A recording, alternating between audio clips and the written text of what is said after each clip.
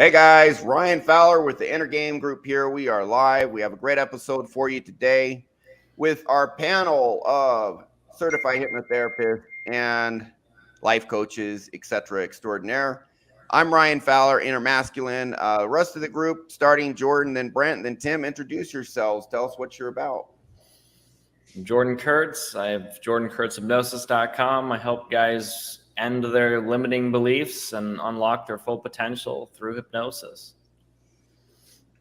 All right, and Brent. Hey guys, my name is Brent Caldwell, based in Dallas, Texas. Also a certified hypnotherapist. All about helping men and women remove traumas, remove self-limiting beliefs, and becoming the best version of themselves. And I'm Tim Costello. I think Gary's waiting in the wings there. Oh, yeah. Hey, Gary. Boom. Yep. I'm Tim Costello with clearthattrauma.com, and I help you clear the trauma that is generated in your childhood so that you can have less anxiety and procrastination and depression that does not serve you. Gary? All right, very good. And then Mr. Gary, Mr. Holmes. Hey guys, so my name's Gary Hones. I help you fix your inner world and end subconscious self-sabotage with big mind shifts. And so my new site's coming up. It's going to be bigmindshifts.com. Look out for it. It's going to be awesome. And we make you less self-conscious as well. So today we are going to talk about Stoicism. Stoicism, especially for men, very important attribute. There's a right way to do it, a wrong way to do it. So we have some clips to play. We're going to pick it apart, show you the right way, the wrong way. It's really mastery of your emotions. We'll go into all of that. But first, just so you guys know, in about 1 week, I have my ebook coming out. No charge whatsoever. So just right here, going to plug this real quick. Go to, you see in the bottom left or the bottom of my screen, innermasculine.com/free-ebook. So go there, put in your email. In about a week, this is going to be done as PDF. You're going to get it in your email. This is going to show you how your subconscious mind works, why it keeps you stuck. We'll also talk about addictions and some other things, where your subconscious is messing you up, or you have coping mechanisms to deal with bad, traumatic subconscious programs. Everyone's heard about the subconscious mind. Most of you have heard that 95% of our behavior is dictated by the subconscious mind. The father of modern psychotherapy, Carl Jung, said, until you make the subconscious conscious, it will direct your life and you will call it fate. We want to give you the tools to make it conscious. And then if you actually do hypnosis, self-hypnosis, any of the stuff we do, you can actually fix it. But we're going to lay this framework for you so you actually understand how your subconscious mind works in your life. So you will understand what's going on with you, why you're stuck, why do you self-sabotage, why do you have so much anxiety if these are things you struggle with, why do you not believe in yourself, not feel good enough, procrastination. Many people struggle with procrastination. What is that all about? What is your subconscious mind doing to you to make certain things so tough to do? This big hurdle, this big hump you got to get over that you're struggling with. It's like, you see that pretty girl. Why is it so darn hard to approach her? She's not going to bite you. What's going on? So you just see the table of contents here about subconsciously what motivates our brain to do certain things, get us to avoid other things. I'm going to explain in this ebook the psychological evolutionary reasons for this, how our brain develops, how our subconscious develops, covering pain, pursuing pleasure, all these things that our subconscious directs us to do. And what is a subconscious program? What is that? People know we have subconscious programs. What is it? We're going to break it all down for you. So go to the website, plug in your email. Guide will be ready in a week. You get it no charge. And how do I remove this? There we go. Boom. So today we're talking about Stoicism. We got some clips to pick apart. I think first, maybe just go around and everyone give me your definition of Stoicism. So Jordan, you go first. Mine is Stoicism is emotional mastery, and sometimes you just gotta kick ass and temporarily put your emotions aside. but it doesn't mean you never deal with them. It's a huge mistake to never deal with them. That's my definition. Jordan, anything to add? We'll just go around.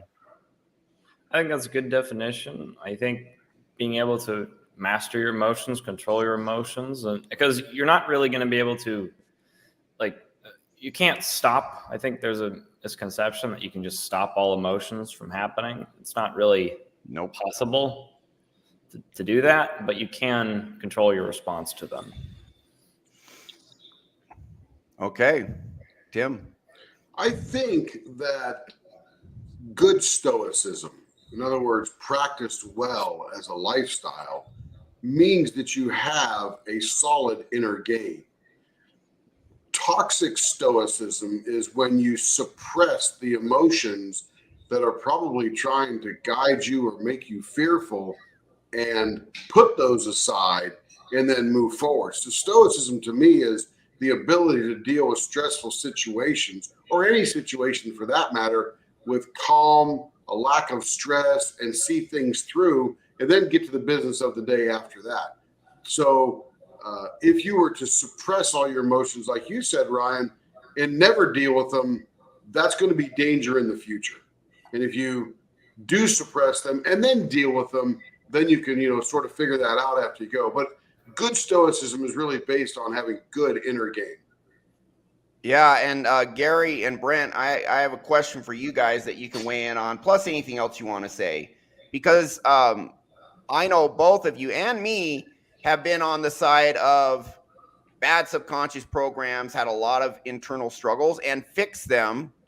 So the question I'd like both of you to answer, in addition to the definition, is how much easier is it to be stoic when you have a healthy inner world as opposed to full of just bad programs, toxic shame, etc.?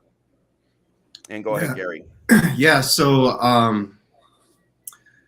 think that's a really important question. I think a lot of people think stoicism is like the absence of emotion, but they don't understand why or how that happens. And so to me, stoicism is really more about removing or having control over exaggerated emotions, right? When you have a bad inner game or bad inner world, something that's going on inside, it's really hard to control your anger, your anxiety, your fears, your phobias, all that stuff. And that shows up in your speech and your body language and your communication behaviors. And so to me, stoicism is like the ability to control your emotions, but it's a lot easier to do when you don't have this exaggerated emotion that's coming from a toxic belief. Trauma causes these negative emotions to be way more intense in situations where maybe you shouldn't even be feeling it. Would you agree? Yeah. Yeah. Very good definition. And Mr. Brent? Sure. I would define stoicism as refusing to give in to hardships or negativity, always staying, positive, just not showing any kind of negative emotions, always staying kind of flatlined with your emotions. I would say that. And, in regards to me becoming more stoic over the last couple of years and my transformation, every little thing used to get a emotional reaction out of me. I flip out easily, I get angry easily. And now virtually nothing gets that same reaction out of me. You So, don't even feel it? Barely not, no. Because most of the time it's very manageable, and I know I can handle it now. Whatever life throws at me. Before, yeah, I you was either don't feel it or it's much more manageable. Oh, absolutely. Yeah. I know I can handle it, and I'll eventually resolve the issue, whatever pops up. That's the difference. And what, just really quick, what took you from point A to point B where you are at now? Obviously removing all the bad subconscious programs, and then programming, the positive beliefs in myself, that now I believe in myself. Whatever life throws at me, I know I can handle it one way or another. Yeah. Huge difference in inner strength and resilience. You Yep. clean up your internal world. And us people on the panel know that from personal experience, except Tim, you've always been badass, but the rest of us had to work on it. All right, cool. Good definitions, guys. So we are going to play a clip. There's this TED Talk that really just kind of breaks down what Stoicism is, as well as the origins of Stoicism. And so I'm going to play this. Well, actually, there's a YouTube short first that I think kind of is a pretty good teaser, and then we're going to play another clip that goes into the definition of Stoicism. So here we go. We're going to play the short first. Talks about this in Meditations. He says, I escaped anxiety. Marcus Aurelius, you know, the movie 300, the Spartans, that's him. And then he goes, no, actually, I discarded it. He writes this during a plague, no less. But he goes, I discarded it because it was within me. That was a breakthrough I sort of had. I was like, oh, I thought I was stressed and anxious and worried because of all of these very reasonable things that cause those things in your life, work, family stuff. And then when all that gets pared down, you realize it's like, oh no, it was me. MindChrysalis talks about this in Meditation. Okay. The emotions are in you. That's what's going on. Anything to comment on before we go to the longer clip? Anyone? I really liked how he said, I discarded it, right? He got rid of it somehow. I'd love to know how he got rid of it way back then. Yeah, we have our ways. It was important. It was within him, and he discarded it. Yeah, I think the important thing to note here is like he had the power to do that. Yeah. Right. Oh, maybe Marcus Aurelius was the Roman emperor. You're right. Yeah, very true. Okay, cool. I like the way in that short that he addresses the difference between the external and the internal. He says, oh, I thought I was stressed because of work and family and this and that, as opposed to realizing that he doesn't say mental model or internal belief, and that's kind of what he's alluding to in that video. He's talking about realizing that anxiety was within him and then needing to discard that so that he could, better handle his life. And because we've talked about it before on this show, where you can try and make your life as perfect as you want. You can get, the perfect family, the perfect job, all of this stuff. But if you don't fix what's inside, that anxiety is still going to be there. And so he knew this was an inside job, an internal thing to fix. Yeah. Yeah. And, this isn't a new concept, right? This isn't a new concept that we're talking about. This is no. Yeah, very, very true. And, what we have to realize is that our subconscious mind, which science has established, 95% of our behavior is determined by it. Our subconscious mind is the seat of our emotions. Our emotions come from our subconscious based on how it interprets the world. Our emotions is one of three ways our subconscious communicates with us. Emotion, instinct, intuition. You could also say we're just used to automatically doing things a certain way. That could be number 4. But our emotions come from our subconscious. It's incredibly important. And whether or not you say your feelings matter or they don't matter or whatever, I mean, if you think your feelings don't matter, it's bullcrap, because your subconscious matters. It's established science. 95% of your behavior controlled by your subconscious. Number one way of controlling it is your emotions. So we do have to, kind of gain mastery over this. And so, I look at it as if you see two skiers on the top of a ski slope, one guy is thinking, I can't wait. This is fresh powder. This can be so amazing. I can't wait to start skiing. The other guy's terrified. I'm going to fall down, break my leg. It's going to be horrible.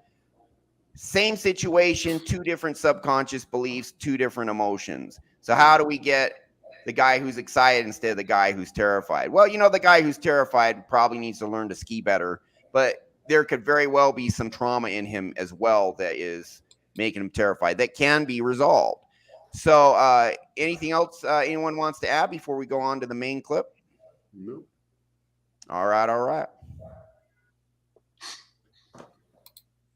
So here we go. And this is going to really kind of lay it out, longer clip. Not too long, but it's really going to lay it out. And then we're going to talk about this.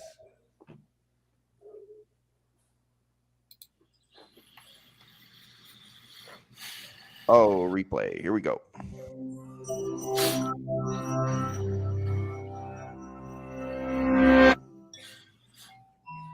You've been stranded thousands of miles from home with no money or possessions. Such a predicament would make many people despair and curse their awful fate. But for Zeno of Cyprus, it became the foundation of his life's work and legacy. The once wealthy merchant lost everything when he was shipwrecked in Athens around 300 BCE. With not much else to do, he wandered into a bookshop, became intrigued by reading about Socrates, and proceeded to seek out and study with the city's noted philosophers. As Zeno began educating his own students, he originated the philosophy known as Stoicism, whose teachings of virtue, tolerance, and self-control have inspired generations of thinkers and leaders.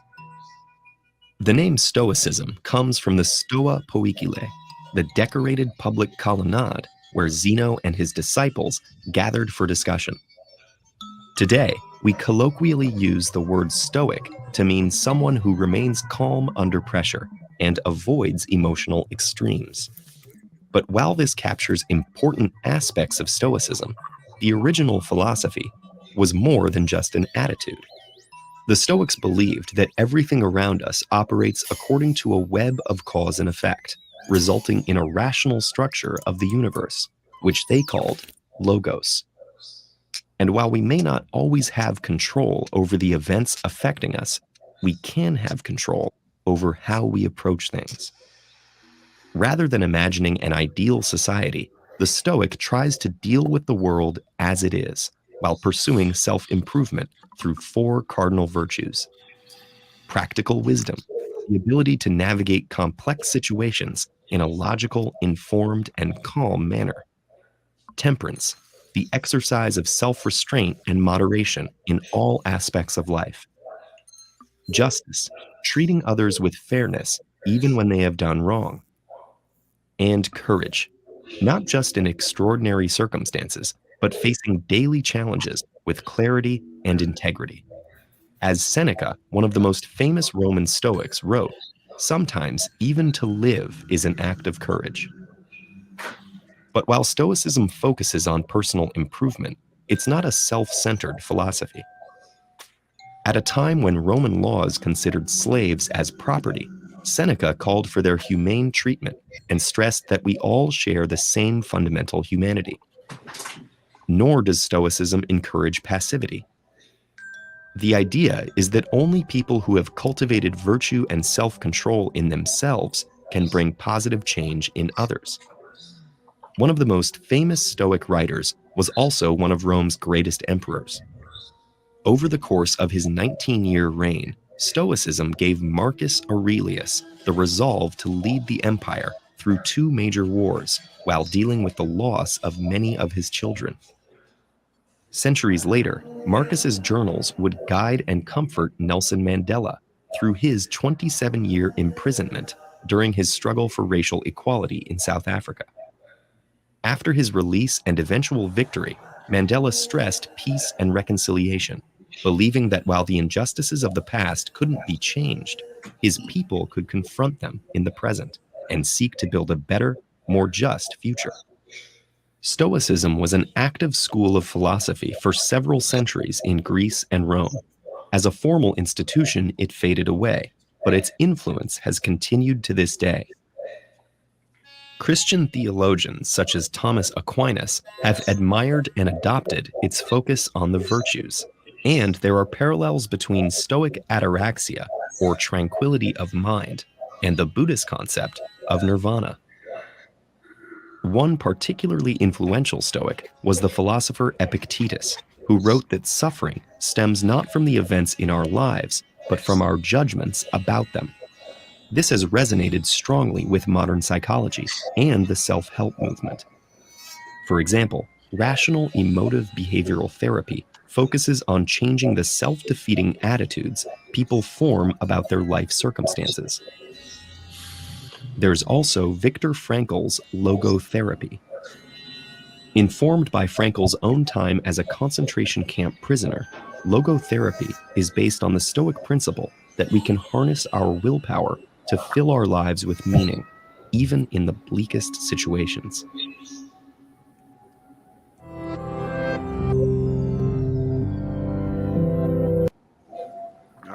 wisdom, justice, temperance, and courage.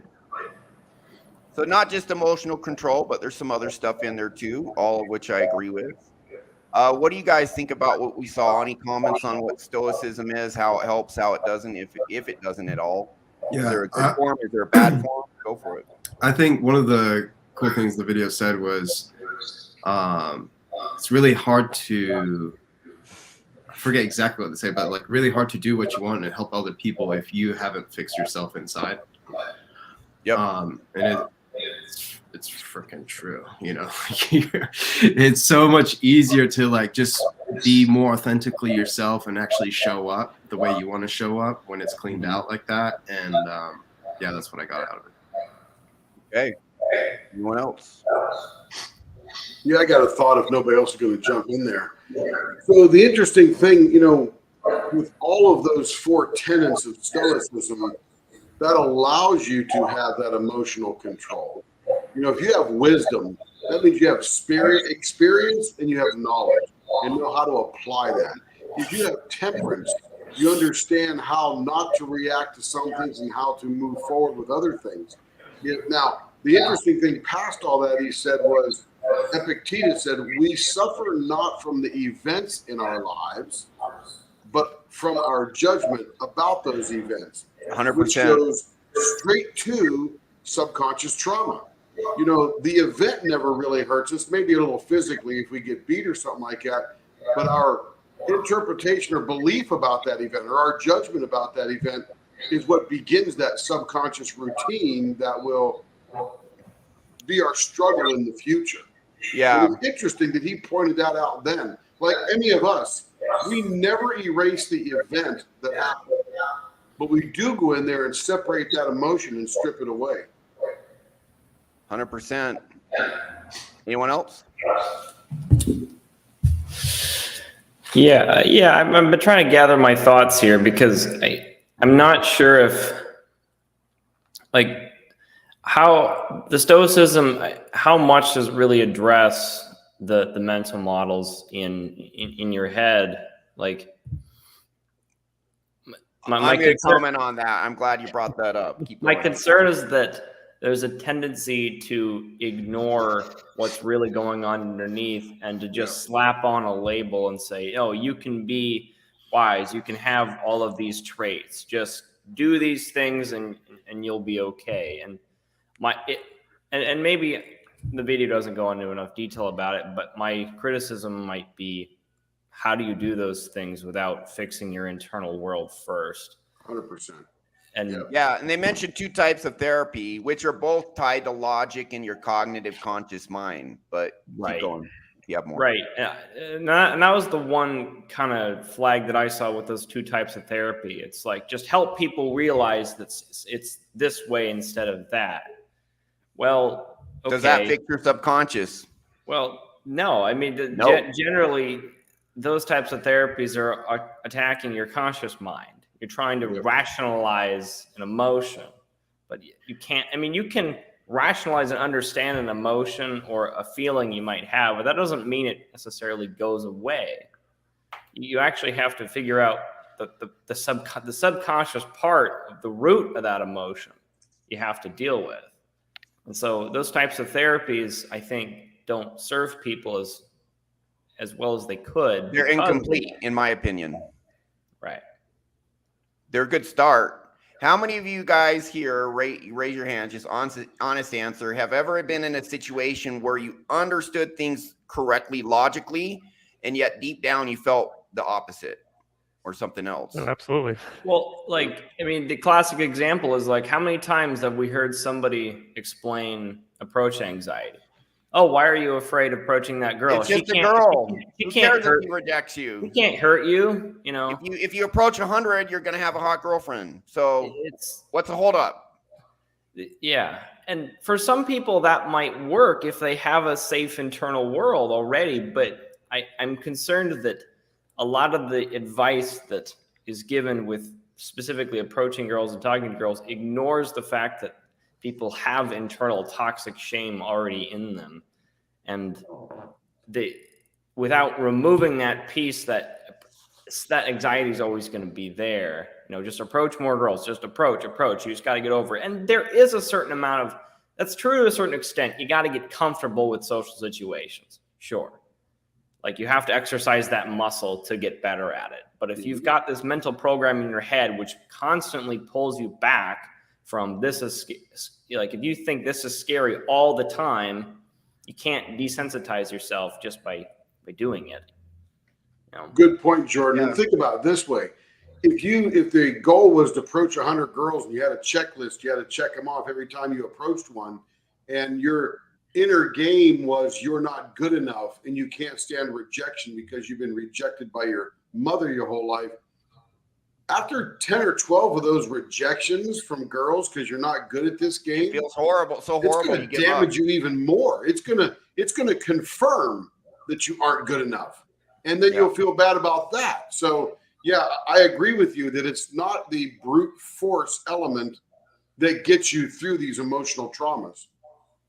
Yeah, and I love using the example of approach anxiety because it's something that every guy's dealt with, and it really is such a good way to explain how our subconscious mind and anxiety works, which is, anxiety is subconscious being manifest. And I'm trying to figure out how to put this correctly. I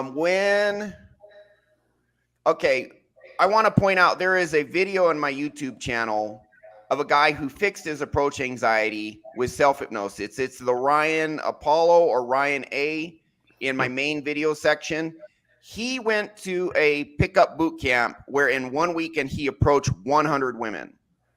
And he did it because he was in a group of other guys. He always does better in a group. And he wanted to show the guys that he was a man. So he approached 100 girls in a weekend. And conventional pickup artist, dating coach wisdom is you approach a lot of girls. Now it's not that hard. Now you do it. From here on out, you're fixed. He went home. He approached a few women after he went home and then did not approach any women at all for a full year after that. The question is why? Well, because here's the thing. Cognitive behavioral techniques, we're using rational thought, logic, etc. What that does is when you have emotions come from your subconscious, all of a sudden you're feeling angry, you're feeling anxious, you're feeling depressed, whatever. You can tell yourself certain things consciously to partially mitigate these negative feelings, partially and temporarily. But it does not change your subconscious. I went to 100 therapy sessions over 15 years, and I suffered from manic depression, massive anxiety. Tim, you saw my anxiety all the time. I was afraid to get up on the roof to activate the swamp cooler, if you remember that. I remember. I was a freaking train wreck when Tim knew me. And honestly, Tim, I was worse before. I was a major train wreck 10 years before. So Tim, you knew me after I did probably 80 or 90. After I did probably 90 sessions is when you first met me. And so 90, what kind of sessions, Ryan? Cognitive behavioral therapy, normal talk therapy sessions. What works with your cognitive mind. So I know what I'm talking about here because I've been through it. It fixed about 60% of my depression. It did not fix my anxiety at all. It didn't fix my trapped internal anger and rage. Didn't do anything for that because, I had a very dysfunctional, abusive, emotionally abusive upbringing. Didn't fix any of that. So over a long period of time, these rational therapies can have a little bit of an effect on your subconscious, but for the most part, they just temporarily mitigate, partially, not completely, partially mitigate things as they come up. We have tools that I'm almost certain the Stoics didn't have. Otherwise, they would have talked about it, and they didn't. And that is we actually change what you feel in certain situations. And what they say is very, very, very true. It's the judgment. It is your perception of what things means when it happens that causes the pain. What we do with hypnosis is we go in and on a deep level, we change that judgment that cannot be changed any other way. That cannot be changed just by, I'm going to think happy thoughts now. Or I'm going to reframe this and look at this differently cognitively. That's a temporary partial benefit with just partial changes very, very slowly over a long period of time to your subconscious. And so, for example, a lot of people feel if I approach this attractive girl and she rejects me, I'm a reject. I'm a loser. I'm unattractive. I'm not good enough. That judgment that happened based on something that happened to them when they were a kid, the belief got in them. It won't go away just by thinking happy thought or just by cognitively thinking, oh, she rejected me. I'm still good enough. That's going to help a little, but it won't change the fact that the anxiety is still going to come up just as strong every single time. You can say some stuff to partially maybe say the anxiety is 8 out of 10. You can say some stuff before you approach the girl to maybe bring it down to 6 or 7 out of 10. Still going to be strong. But if you watch on my YouTube channel, the Ryan Apollo interview, he had 8 out of 10 anxiety to approach girls even after he went to the boot camp and approached 100 girls in a weekend. He listened to my self-hypnosis audio one time, permanently down to 3 out of 10 from 8 out of 10. Nuclear powered shit here. So we have some tools to actually, Stoicism, I think, is a fantastic philosophy when it's done correctly. Yep. We got tools to turbocharge it so that you can actually practice that the way it's meant to be practiced, even if you had some dysfunction, some messed up stuff that make you struggle. We can actually change the degree to which you feel things in certain situations. So what I put in people's subconscious, an example of what I might put in your subconscious, and what my audio did for Mr. Ryan A. If you watch the interview on my YouTube video section, we put in something to the effect of, if this, I'm good enough just for who I am. I have massive value just for who I am. If this girl doesn't see my value, it doesn't mean I don't have value. It means she cannot see it. That's her blindness. That's her problem. Telling that to you is not going to fix your subconscious. Going into hypnosis, getting the bad stuff out, putting that in on a subconscious level in hypnosis does fix it. And his approach anxiety permanently went from 8 out of 10 down to 3. Now you can use cognitive techniques to take that 3 down to a 1 if you want. Yeah. And even if you don't, it's the 3 out of 10. You can overcome it and approach the girl. So there's really kind of two things here. There's the practice of Stoicism, and then there's what we do as hypnotherapists to give you the power to then actually use these practices if you are otherwise struggling and unable to do it. Some people are able to do it because they don't have trauma or not much. We make it for those who can't do it or who really struggle because of trauma in them. Now we give them the power. We unlock that. Any comments by any of you guys on that? Thus endeth my sermon. Amen. You know, I've often thought that same thing. That what we do is powerful. Super powerful. And rips the root out.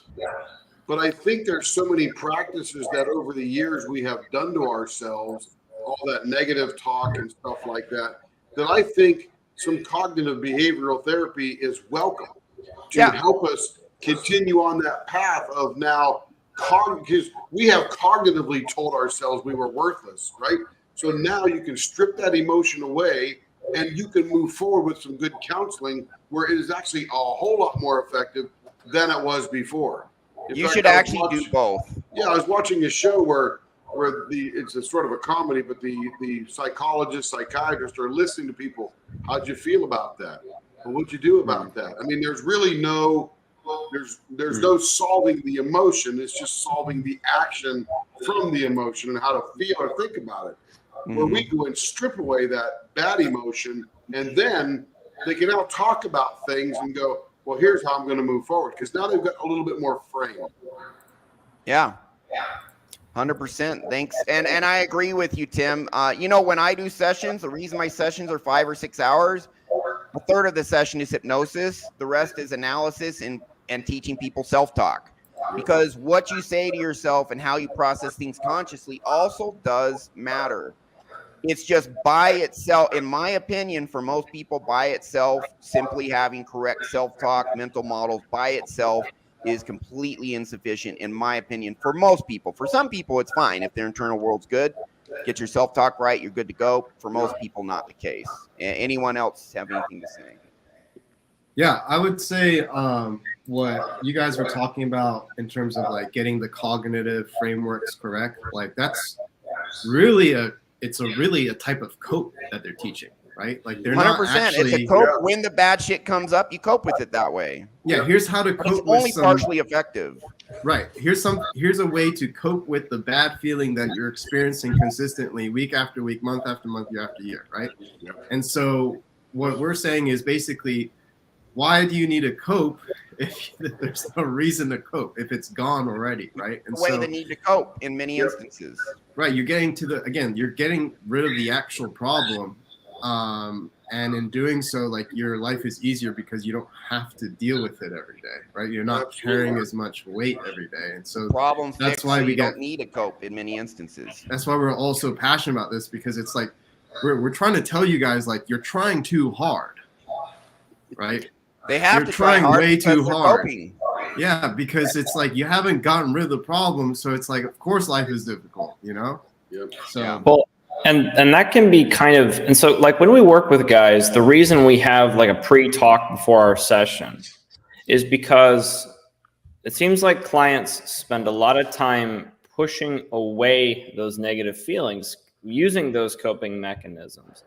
And so what we often have to do is tell them, no, lean into those feelings, go further with lean into those, because they've spent so long pushing them away that you have to kind of guide them towards because we use the feelings as a guide to the mental model that's in their mind.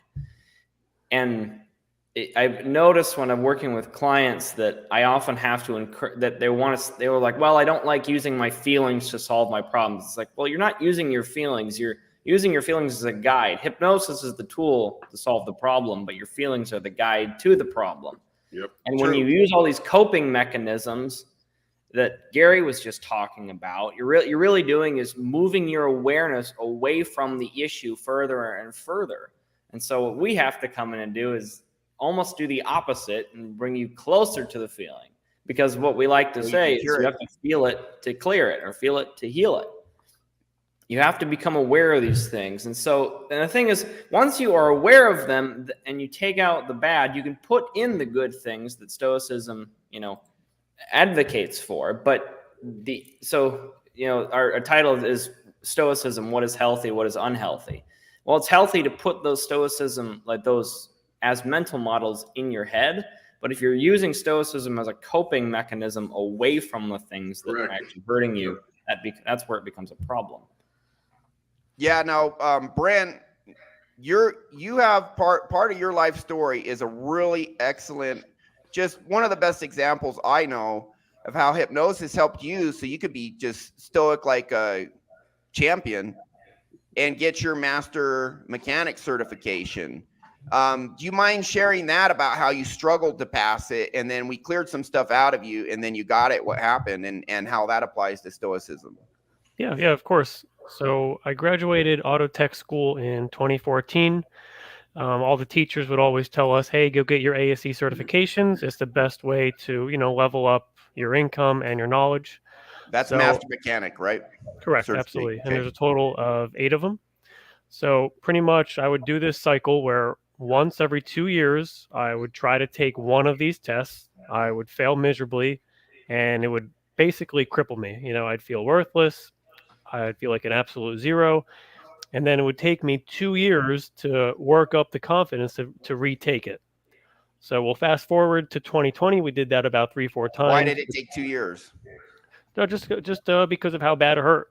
I procrastinate to get back to it. Between the pain, procrastination, I would just kept pushing it off. And that's what Gary talked about. Bad inner world means a lot of bad feelings are way exaggerated. So I got a question for Brent that I don't know the answer to, but when you were waiting to take that test the next time, were you a practicing mechanic? Yes, I was. Yeah, I was in the field. So you knew the information. Mm-hmm. Yeah, more or less. What was the holdback? The holdback was just fear of failure. When you failed, you felt like what? What happened when you were taking the test? When I was taking the test, I would get pretty nervous. I was unsure of myself, unsure of the questions and the answers. I just had zero self-belief in myself. So even though you knew the immaterial, Mhm. your brain overwhelmed your ability to calm down and pull that information out of your head. Yeah, absolutely. And with the trauma gone, what happened? Well, what happened when I would take a test now, hypothetically, is even if a question would stump me, and I literally remember telling myself this, you know what? We can do this. I will figure it out. We can do this. That's my new belief I programmed it into myself. How many sessions did it take to make that change? Only took us 2 sessions. Yeah. Well, the first one was on anger. The second one was on overcoming fear of failure. So it was just one session where we targeted that, right? No, we did 2 for fear of failure.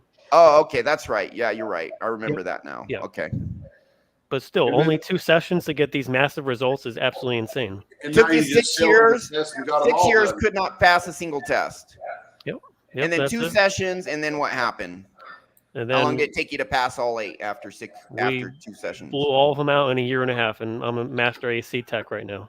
That's Boom. awesome. How did you feel? Because you failed some tests during this year and a half period. How did you feel after you failed a test now? I felt great about it. You know what? I gave it my best shot. Yeah, I didn't pass it, but I learned something from it. And you know what? It was just a step in the right direction now. You know, that's all it is. It's just a stepping stone. It's a different judgment. They talk about it's a judgment that causes a pain. Your judgment before the session was, I failed, I'm a failure. Now your judgment is deep down judgment, I failed, just a stepping stone. And couldn't pass a single test in 6 years, took you 2 years to get the courage to retake it. Now, how long after failing a test would you retake it after clearing out your fear of failure? I would take it as soon as I was able to, which they make you wait 30 days. I mean, I was like frothing at the mouth to retake it on that like 31st day. So yeah. Now you got the power. You can handle adversity. That's it. I love adversity. It's a good challenge for me, you know. There's no greatness without adversity. I put that in people too. There's Absolutely. no greatness without adversity. Adversity means you are on the path of greatness. If you have no adversity, you're on the path of mediocrity, the path of playing it safe. That's where you gain your wisdom and experience. Exactly. Yeah. For sure. There's some comments here. Does anyone want to comment on any of these? The Power of Now one that's on the Yeah. screen. I've not read that. I have. It is a fantastic book.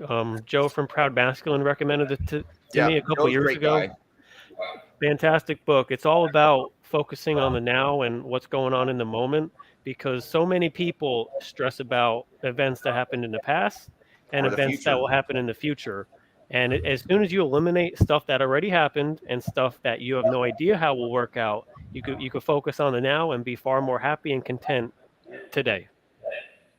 100%. And it's just clearing out that crap that gets in the way. And that, I believe, is a part of Stoicism. Hey, get stuff done. Focus on the now. You know. Brian, do you want to pull up on the video 1 minute 35 seconds? There's a neat visual, I think, which will help demonstrate. Okay, let's see here. Oh, okay. I need to bring the video up from Telegram again. Give me just a second, because I closed the window on my browser. But hold on here. Anyone else want to comment on this while I'm figuring this crap out? Anyone else? You know, a long time ago, and we're talking 1984. I was on And my it's submarine. what mark is it? I'm sorry. What mark 1 is minute, it? 1 minute 35 seconds. Okay, go ahead, Tim. Yep, I was on my submarine, and I was just like a middle pollywog kind of guy. I was a second-class petty officer, was the middle of the division, and I had this first-class petty officer who was the MT LPO, missile technicians.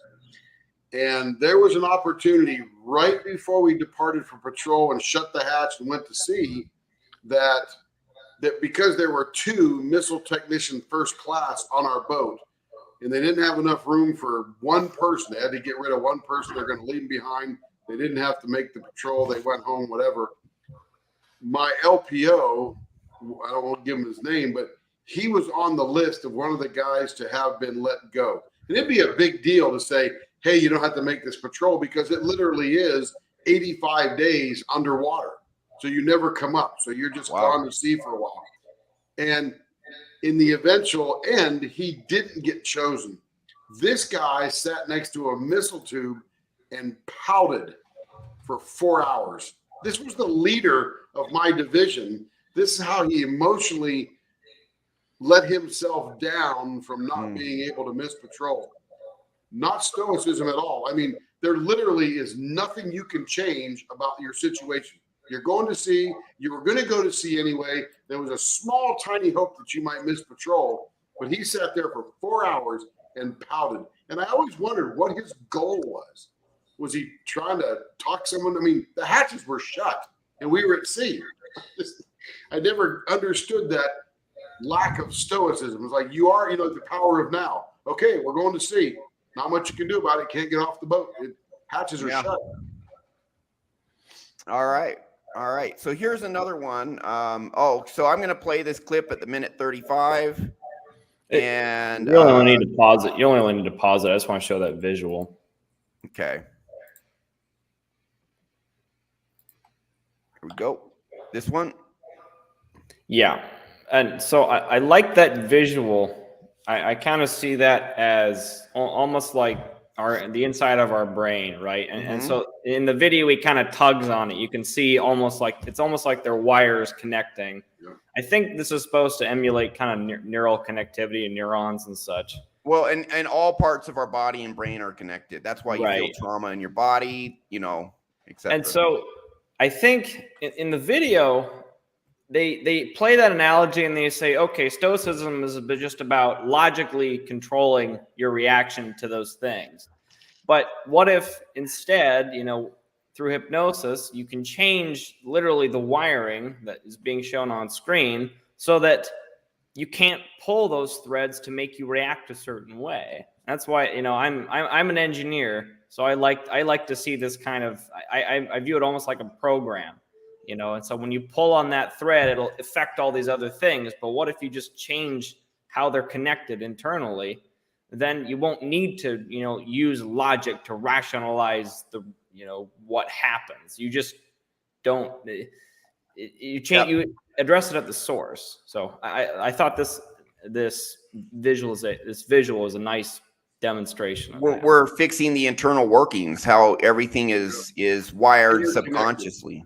Yeah, absolutely. Yeah. One session, you have a completely, I'm not saying we fix every single issue in one session. I usually tackle 2 to 4 per session, occasionally 5, but that's kind of tough. That's a lot to handle. 60% to 100% fix these things one session is pretty typical. It's kind of mind blowing. We have some other comments here. Let's see. What do you think about Richard Grannon? I have a comment. I'll let you guys go first. Who is that? If anyone. So Richard Grannon, he talks a lot about narcissistic abuse and other stuff. And he actually does hypnosis. He has a program that does hypnosis, but it's not the centerpiece of what he does. He seems to be more CBT oriented, but I might be wrong. I've watched his videos. He has a program he sells. I haven't gotten the program, so I've just read the description of what's in it. I think a lot of what he says is great. I got the impression he doesn't put things like EMDR, psychedelics, hypnosis at the core, although he does it, which, he seems more CBT. But again, I'm not super familiar with him. I've just watched 10 or 15 of his videos, gone to his webpage, and that's the impression I got. But what I did see, he has good information. I'm just not sure how good his solutions are. I'm not saying they're bad. I just don't know. But the information in his videos seem pretty good. I do wish he would emphasize a lot more fixing the subconscious, because I have a narcissistic mother. Narcissistic abuse is a very complex, pervasive, damaging type of abuse. And the key to it is going inside, fixing your internal world. That's just the key. But, hey, guys, watch his video. There's a lot of good information. And again, I might be wrong. I have not bought his program. So maybe it's fantastic. I don't know. I certainly don't think he's bad. I think he has a lot of good info. And I guess someone likes you, Brent. You got a fan. There's your groupie. Mike's your groupie. What's up, man? Good to see the happy, healthy faces. Oh, wait, there's you. All right. So, there's Brent. There's Brent with my Porsche. What the hell? Which I no longer have, to be honest. But it doesn't matter. He still looks great in front of it. Dude, I will tell you, Brent and I had some good times with that car. I love it. Yeah, I had some good times with Tim and the car, but I had more with Brent, man. We had I still remember you scaring the crap out of me when you hit a certain speed, but whatever. A very legal speed. Yeah. No, yeah. Well, let me tell you somewhere. I'll tell you what I told him. I said, Brent, don't take it over 130. And well, I won't say anything more than that, but let's just say you scared the hell out of me. Statute limitations, maybe. Yeah, I don't know. Hey, Brent is taking the fifth here, so it's cool. All right. So, anyways, let's see. All right. Let's go through the rest of them. There's a couple more. Yeah, we were on a closed circuit course. We were on a racetrack. And but if Brent wants to reveal the speed, that's up to him. But yeah, it was a legal closed airport. Okay, totally legit, and we may or may not have gone over 150. Yeah, we may or may not have hit 160 actually, because I've done 155 and we went faster. And that car had plenty more to go in her. It was still Excel. Its top speed is about 200. Yeah. So she wanted it too. Yeah, but I was crapping my pants. So anyways, it really smelled bad after that in there. No, I'm just kidding. I didn't crap my pants, but he probably thought I did. But anyways, yeah, we had some fun. I was not stoic, and Brent was. In that situation, Brent was stoic. And then we had a passenger, MLD. He was laughing in the back too. Oh, MLD was cracking up at me. Yeah, it was hilarious. So, all right. So, the in the title we talk about healthy versus unhealthy stoicism. What do you guys think is unhealthy stoicism? Because I think there are certain attitudes about what stoicism should be that are actually quite unhealthy. How do you guys view unhealthy? Does it exist? Am I wrong? Is there no unhealthy stoicism? What do you guys think? Yeah, I think anytime that there's extremes to anything, right? And so in this case, it's the extreme is you're not feeling emotion, like even when you probably should, right? When it's healthy to, when it's appropriate to. When it's called for, when other people are expecting it. I think if you're just always this robot machine guy, then you're not going to have great relationships. Yeah. Ryan, you mentioned a military type of thing beforehand where it's sort of 100% testosterone, masculine-based mission. Get it done, get out of the way, don't cry, move forward, whatever. No matter how you feel about that, there may be a mission at hand that has to be accomplished. But 100%. There is within that a culture that doesn't allow you to be afraid. It doesn't allow you to have anxiety. It doesn't allow you to feel like something impending is going to happen in your life. Even though it may not, you may still feel that way. And then when the mission is over and you're all relaxing and having a cigarette and a drink or whatever, nobody talks about how that was going into there. So those feelings are suppressed.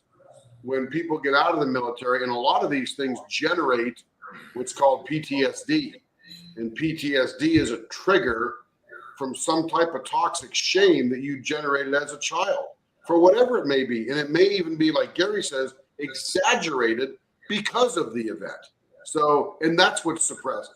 That is toxic, probably mal-defined stoicism. Yeah, and how long were you in the military, Tim? 12 years. 12 years, submariner. Yeah. Yeah, so I've done sessions for combat war vets, and they tell me that the attitude, they literally say F your feelings, and they never, I agree. Hey, when you're in combat, don't break down and cry, just get the job done. But they never address it. And have you noticed any downsides from your experience, Tim, about guys that just had that attitude? Yeah, you know what? I had a fellow when I was at Amazon that worked for me, and he was a former Army artillery officer. And he had a number of breakdowns on the shift because running a 10-hour shift at Amazon is pretty intense. And if you are unaware of all the things going on around you, that could trigger some things. He was triggered pretty heavily from PTSD from the Army, and he suffered a bit. And he even eventually quit Amazon. But he took many days off because he couldn't, he was at a psychiatrist or psychologist or wherever he went to deal with that. Probably never really dealt with it at that point. But yeah, I've seen guys that didn't work for me, but I mean, that worked for me in Amazon, but not worked for me in the military, that have suffered from that. Yeah.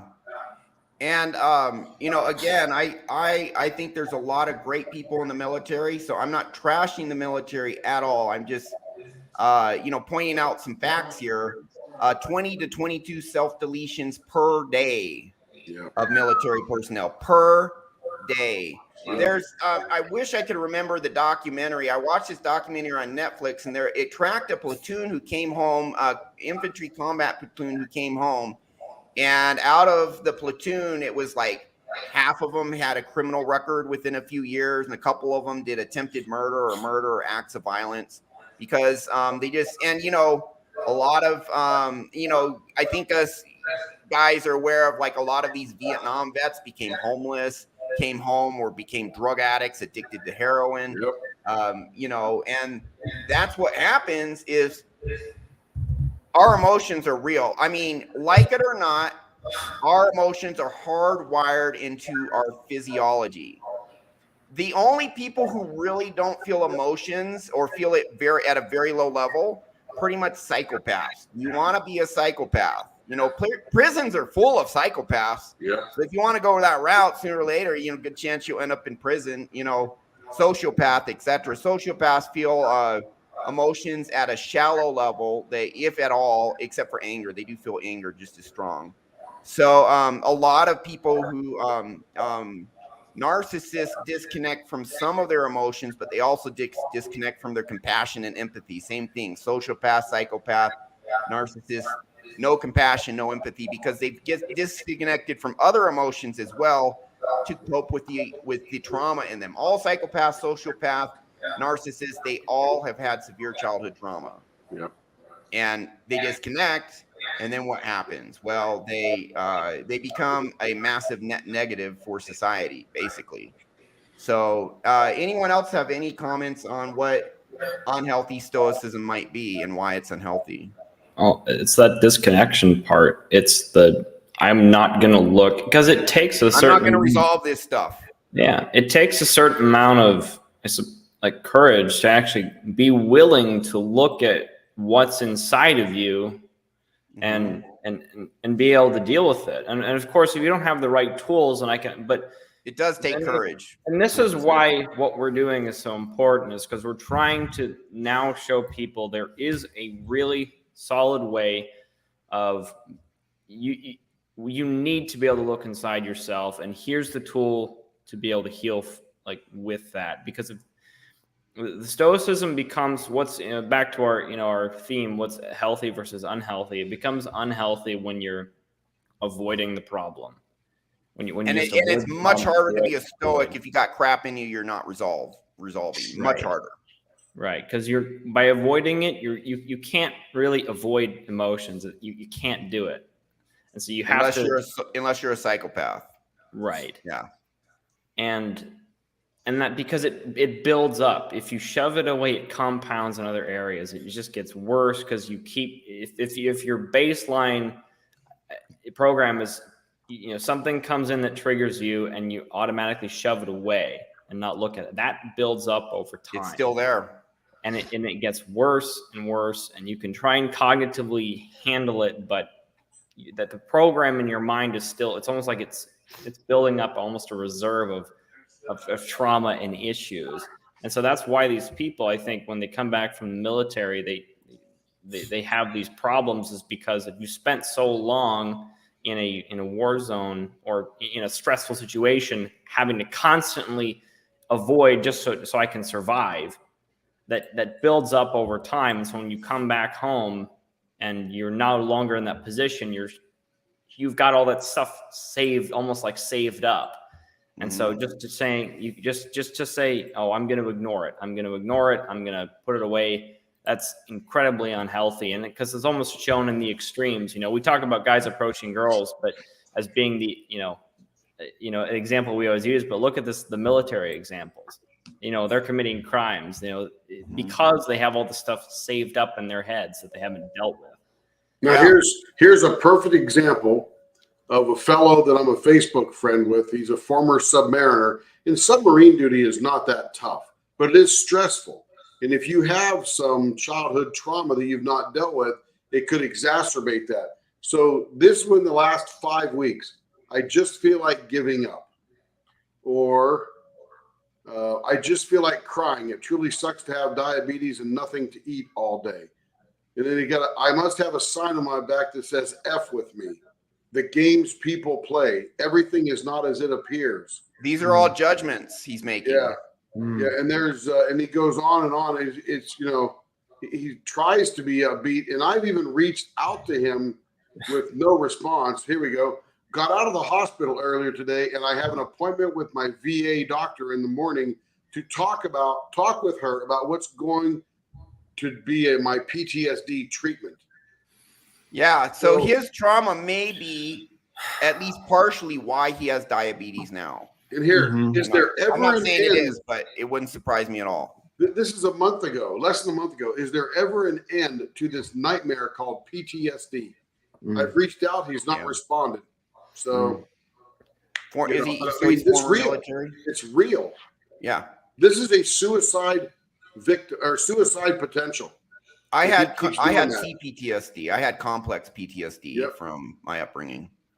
Yeah. Don't have any more. It's all gone. Yep. Yeah. All right, guys. So anything final on Stoicism? Stoicism, I think we all agree when it's, we got some more comments, man. I guess we'll hit up all these comments. And my comment is this hour goes way too fast. I know. It does fly by. Flies. My comment is that red pea coat on Brent looks really good. There you go, Brent. W. Brent's got his style down. Brent has his wardrobe down, man. He does. Thanks, bud. Just had it made up. Appreciate it. Looks good. Yeah. Ridoku. Hey, that's a great point. Do you think then that certain jobs ought to have a debriefing for psychiatric health? Probably need a intake. I was thinking that before they take the job, make sure they're fit for it psychologically.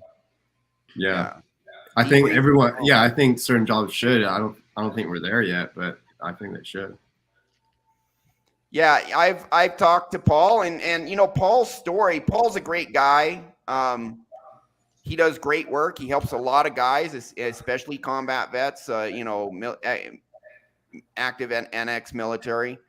Paul, from his own story, in his own words, said he was starting to do things getting him in trouble because he wasn't addressing his trauma. And he's like, oh, if I keep doing this, I'm going to end up in jail. And that's how he got on the path of, hey, I got to fix what's with me. And then he fixed it. And now he's helping others. Same thing with me. I haven't been in the military, but I was massively struggling. Oh, man, I'm in hell. I mean, literally, I felt like I was in hell at times. When my depression was at its worst, it was the absolute pits of despair and hell, like literal self-hate. Fixed it. When I finally found the solution, so powerful, it's like, I got to share it with others. I got to share it with others. 3 of the guys here, Brent, Jordan, Garrett, you guys don't mind me. I think it's pretty much acknowledged. Did a session with me, rocked your world. And you're like, I got to do this. It's so powerful. And Tim, the reason you took hypnosis training is you saw me in the before and you saw me in the after. You're like, what's the difference? It's like hypnosis. And you're like, crap, I got to learn it. Because Ryan's good grief. On the money. Day and night difference. Yeah. Something interesting. Spec Ops. Yeah. Navy SEALs, though, I read a book from a Navy SEAL, and he said the Navy SEALs have a 90% divorce rate. But I think a lot of that is that they're not at home a lot, but also some other stuff. But I do think one of the things like Ranger School, Navy SEAL School, it's so tough. What I think it does is the guys who have trauma can't make it. And I think most of the guys who do make it into the elite, is because their inner world is healthy enough where they have that resilience that people with trauma don't have. There's a couple of SEALs that have podcasts. I think Goggins is one of them. They talk about their childhood trauma, you know, and how they just tough it through. It's eventually going to catch up to them, but they tough it through to a point. Yeah. I don't know who you're referencing. Rodoku sounds like a drug dealer. I'm not sure, but answer my question in the chat. Will comment. Good example: psychopath, sociopath. Anton Chigurh. Oh yeah, No Country for Old Men. Yeah. There will be blood. Oh yeah, Daniel. I think Daniel was the main oil baron. Yeah, probably a sociopath because he did have some. Sociopaths have full on anger. And psychopaths are just they're like sharks, you know. It's not really anger, but they're still they'll kill you in cold blood. Sociopaths kill you from anger.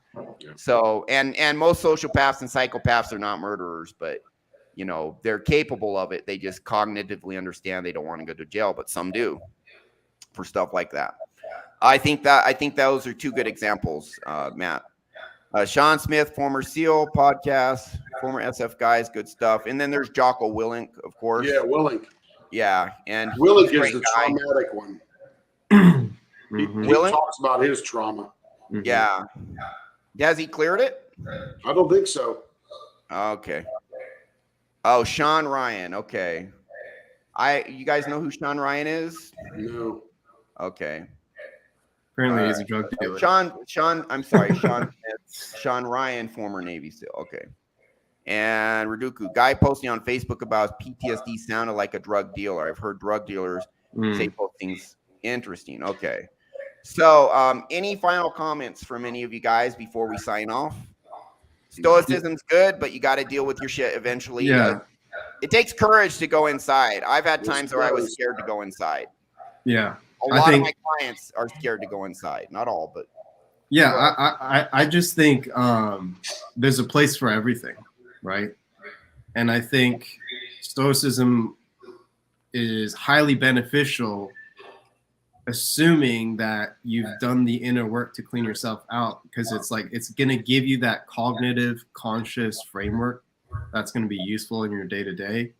And it's actually going to be really easy to do and use because there's nothing inside of you that's going to stop you from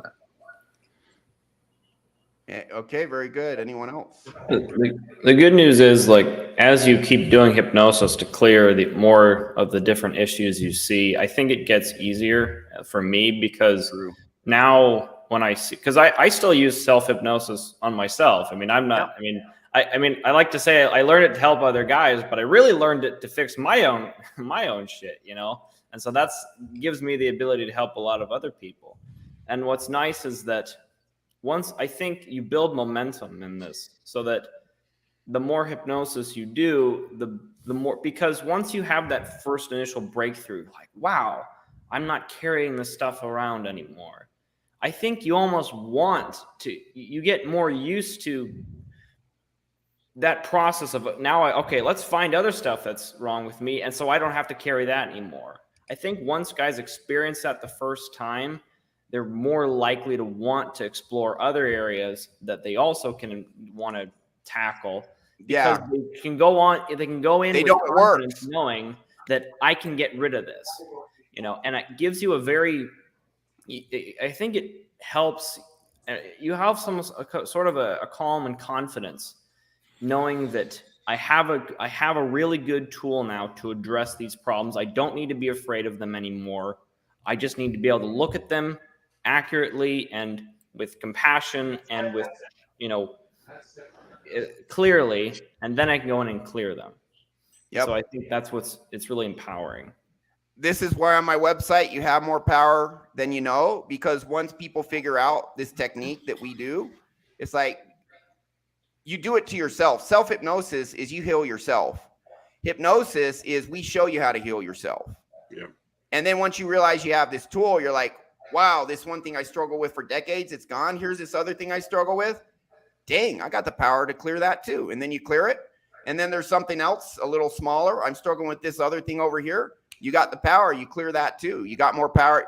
Everyone has the power to fix themselves. They just don't know how to. So that's why I put on my website, you have more power than you know. So just Spark, to answer your questions. Now, I've done sessions for, war vets, combat vets. They've all had childhood trauma, I do believe. And I've heard other practitioners talk about people who have the worst war trauma had childhood trauma, and it gets massively amplified by war. I'm sure there's plenty of ifs, ands, or buts to that, and plenty of variables on that. But kind of the consensus from what I've seen and also my own experience is childhood trauma makes PTSD from combat, except because there's a lot of guilt and other stuff tied in there. It makes it much worse than someone who has an emotionally healthy background. When your internal world's healthy, your ability to just be resilient and psychologically tough is just so much freaking higher. And Brent Caldwell's just a perfect example. He cleared out his internal world, and now he's just, I failed the test. I don't care. I'm frothing at the bit. Next time I can take it. Now he passes it. Boom. Whereas before he'd be devastated for 2 years. Like, yep. Brent, your mental toughness is like 10 times what it used to be. Am I exaggerating? It's probably 100 times, to be honest. Probably 100 times. Exactly. So if you guys want true stoicism, get your internal world clean. We can show you how. Absolutely. Because we do it and we've done it on ourselves. 90-minute future podcasts. Maybe. We'll see. Daniel, from so an interesting thing about sociopaths is sociopaths can have a small group of friends that they actually do love and have empathy and for, and then everyone else is the enemy, Yeah. So, and any final thoughts by anyone before we sign off? No. All right.